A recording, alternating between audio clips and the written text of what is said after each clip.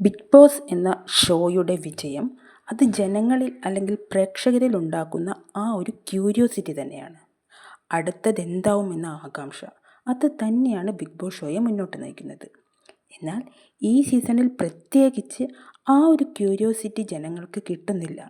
കാരണം റിവ്യൂസ് തന്നെയാണ്. ലീഡിംഗ് ആയി നിൽക്കുന്ന ചില റിവ്യൂവേഴ്സ് ആ ഷോയിൽ നടക്കുന്ന കാര്യങ്ങൾ മുൻകൂട്ടി കണ്ടുപിടിച്ചറിഞ്ഞ് അത് തങ്ങളുടെ ചാനലിൽ കൂടി വീഡിയോ ചെയ്യാൻ മത്സരിക്കുകയാണിപ്പോൾ. ഇവരുടെ ഈ വീഡിയോസ് കാണുന്ന പ്രേക്ഷകർക്ക് പിന്നെ ഷോ കാണാനുള്ള മൂഡില്ലാതാവും. ഉദാഹരണത്തിന് ബിഗ് ബോസിൻ്റെ ഈ സീസൺ തുടങ്ങുന്നതിന് മുന്നേ തന്നെ അതിലെ കണ്ടസ്റ്റൻറ്റുകളുടെ പേര് മാത്രമല്ല, അവർ കയറുന്ന ഓർഡർ പോലും ചിലർ തൻ്റെ വീഡിയോസിലിട്ടിരുന്നു. ഒന്നാമത് ഇയാൾ, രണ്ടാമതായി ഇയാൾ, മൂന്നാമതായി, നാലാമതായി എന്നിങ്ങനെ അവസാനത്തെ ആളുടെ വരെ ഓർഡർ പോലും കറക്റ്റായിട്ട് പറഞ്ഞു. താനെന്തോ വലിയ കാര്യം ചെയ്തു എന്ന ഭാവമാണ് അവർക്ക്. അത് പോട്ടെ. എന്നാൽ പിന്നീട് ഹൗസിൽ നടക്കുന്ന ഓരോ കാര്യവും വീഡിയോസിലൂടെ പറയുന്നത് ഒട്ടും അംഗീകരിക്കാൻ കഴിയില്ല. ഉദാഹരണത്തിന് ആദ്യ ക്യാപ്റ്റൻ അനീഷാണ് എന്ന് ഒന്നാം ദിവസം തന്നെ അവർ പറഞ്ഞു. അതുകൊണ്ട് എന്താ അവർക്ക് നേട്ടമെന്ന് എനിക്കറിയില്ല.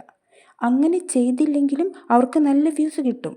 എന്നിട്ടും അവരുടെ ഒരു വരുമാന മാർഗമായ ഒരു ഷോയെ നശിപ്പിച്ചുകൊണ്ട് ഇത്തരത്തിലുള്ള വീഡിയോസ് ഇടുന്നത് വളരെ അരോചകമാണ്. എപ്പിസോഡ് കാണിക്കുന്നതിന് മുൻപല്ല, 24/7 നടക്കുന്നതിന് മുൻപേ തന്നെ അവർ ഇങ്ങനെ ചെയ്യുന്നത് കണ്ടപ്പോൾ എനിക്ക് ഒട്ടും നല്ലതായി തോന്നിയില്ല. ലാലേട്ടൻ കത്ത് വായിച്ചപ്പോൾ തന്നെ എല്ലാവർക്കും കാര്യം മനസ്സിലായി. അവരുടെ മുഖം തന്നെയാണ് എല്ലാവരുടെ മനസ്സിലും പെട്ടെന്ന് ഓർമ്മ വന്നത്. അതിനുശേഷം പലരും തങ്ങളുടെ ഭാഗത്തെ ന്യായീകരണവുമായി വന്നിട്ടുണ്ട്. സമർ മീഡിയയുടെ എക്സ്പ്ലനേഷൻ പക്ഷേ നല്ല കൺവിൻസിങ് ആയിട്ടാണ് എനിക്ക് തോന്നിയത്. എന്നാൽ ഈ ക്യൂരിയോസിറ്റി പൊട്ടിക്കുന്ന തരത്തിൽ വീഡിയോസ് ഇടുന്ന ഈ ആൾ ന്യായീകരിച്ച് മെഴുകുന്ന തരത്തിലാണ് ഇപ്പോൾ വീഡിയോസായിട്ട് വന്നിരിക്കുന്നത്. താനും അങ്ങനെ ചെയ്തിട്ടില്ല എന്ന മട്ടിൽ പച്ചൻ കള്ളം പറയുവാണ് അവർ ചെയ്യുന്നത്. ബിഗ് ബോസ് എന്ന ഷോയെ സ്നേഹിക്കുന്നത് പോലെ തന്നെ അതിൻ്റെ റിവ്യൂസും ബിഗ് ബോസ് ഇഷ്ടപ്പെടുന്നവർ തീർച്ചയായും കാണാറുണ്ട്. ഷോ കണ്ടാലും ചിലർക്ക് റിവ്യൂസ് കൂടി കണ്ടാലേ പൂർണ്ണ തൃപ്തിയാവൂ. ബിഗ് ബോസ് റിവ്യൂ എന്തുകൊണ്ടും നല്ല കാര്യം തന്നെയാണ്.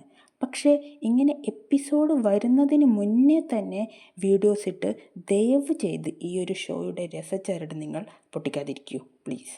ലാലേട്ടൻ പറഞ്ഞ പോലെ എപ്പിസോഡ് കഴിഞ്ഞ ശേഷം എത്ര വേണോ വീഡിയോ നിങ്ങൾ ചെയ്തോളൂ, ഒരു കുഴപ്പമില്ല. ബിഗ് ബോസ് എപ്പിസോഡിന് കാത്തിരിക്കുന്ന പോലെ നിങ്ങളുടെ റിവ്യൂ വീഡിയോസിന് വേണ്ടിയും ഞങ്ങൾ കാത്തിരിപ്പിൽ തന്നെയാണ്.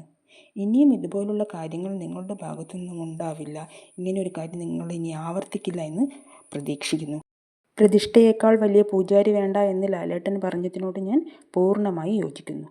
നിങ്ങളുടെ അഭിപ്രായങ്ങളും നിർദ്ദേശങ്ങളും ദയവ് ചെയ്ത് കമൻറ്റ് ചെയ്യണേ. Thank you.